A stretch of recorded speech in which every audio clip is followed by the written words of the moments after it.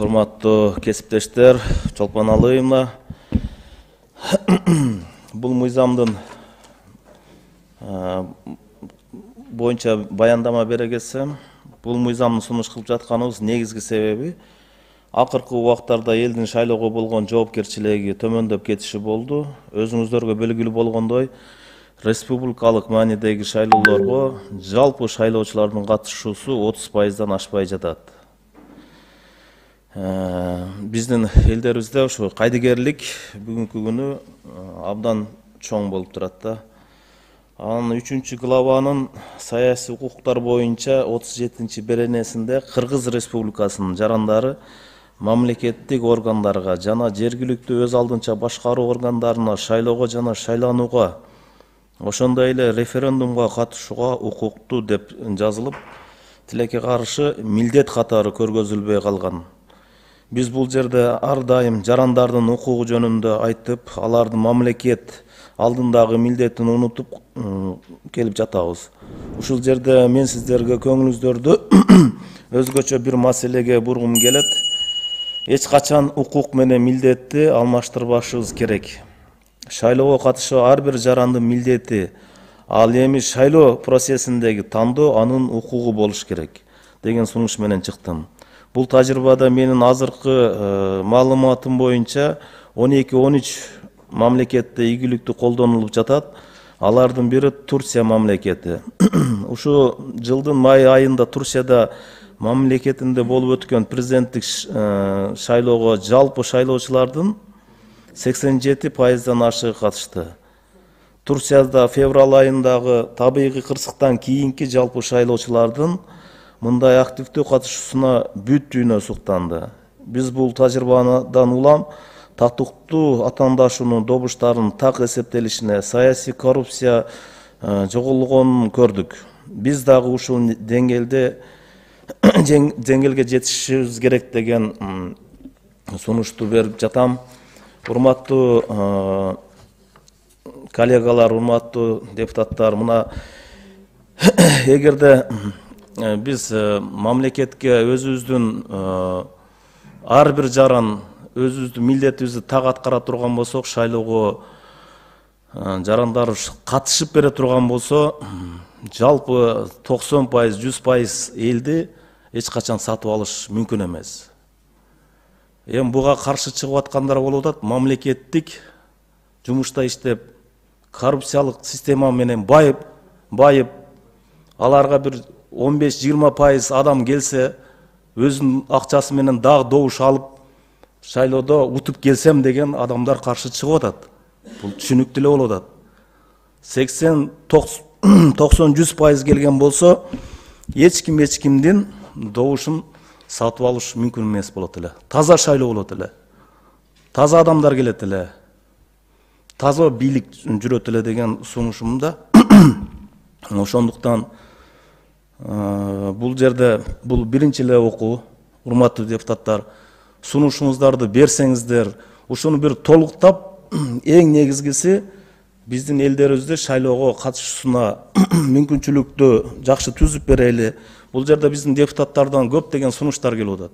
Лотериялык оюн менен киргизип берели, ошону да түзүп берели.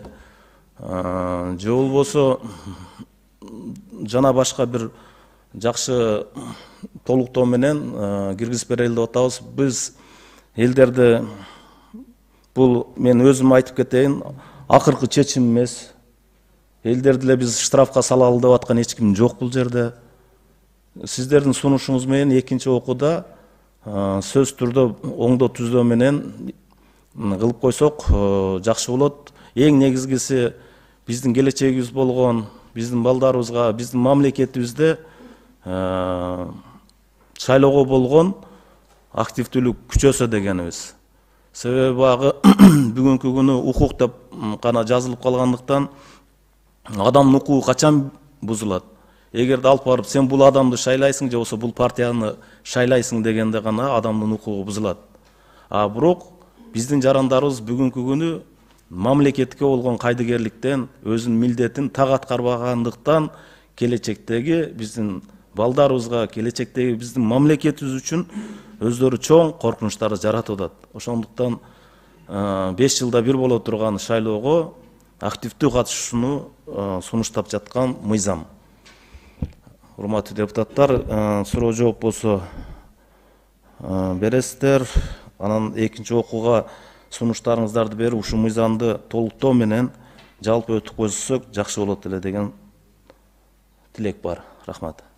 Рахмат, Азек Экрамович. Урматтуу депутаттар, бул күн тартибиндеги 9-10 маселе пакет менен келген маселелер. Ошон үчүн суроо бергенде ушул укук бузуулар жөнүндө кодексине өзгөртүүлөр да кирип атат. Ошону эсиңиздерге салып коеюн. Суроо берүү үчүн сөз Жамиля Кубанычбековнада. Чолпон Алыевна, рахмат.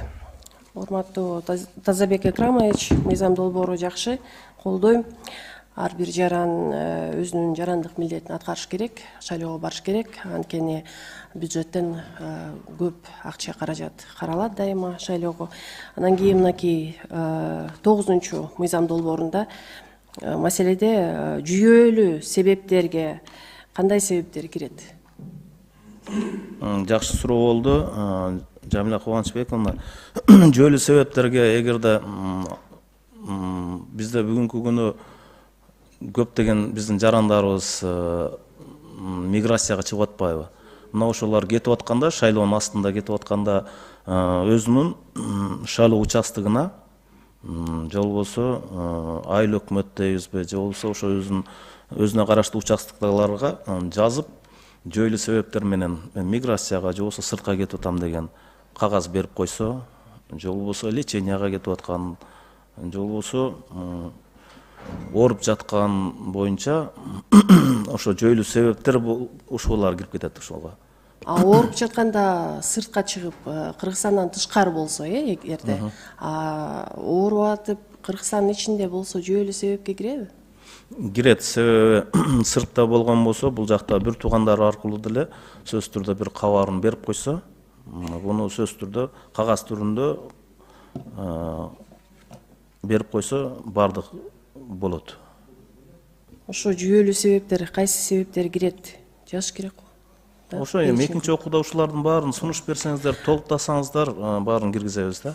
Мынакей айып жеке жактарга 50 эсептик көрсөткүчтүн өлчөмүндө айып салууга алып келет дейт. Айып кантип салынат? Кандай шарттар менен каралат? Шарттар менен бул жерде айып бүгүнкү күнү жалпы мына шайлоо участогунда канча адам бар, канчасы шайлоого катышты, бунун так маалыматы бар да.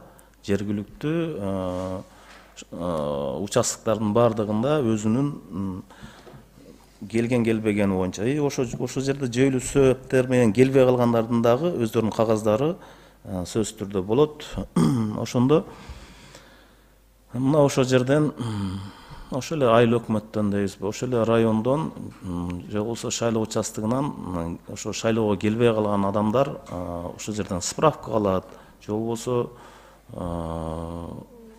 мамлекеттик иш кагаздарын көп ошол жерден алганга алынат да. Ошондо шайлоого келген келбеген баардыгы ошол жерде такталып турат да.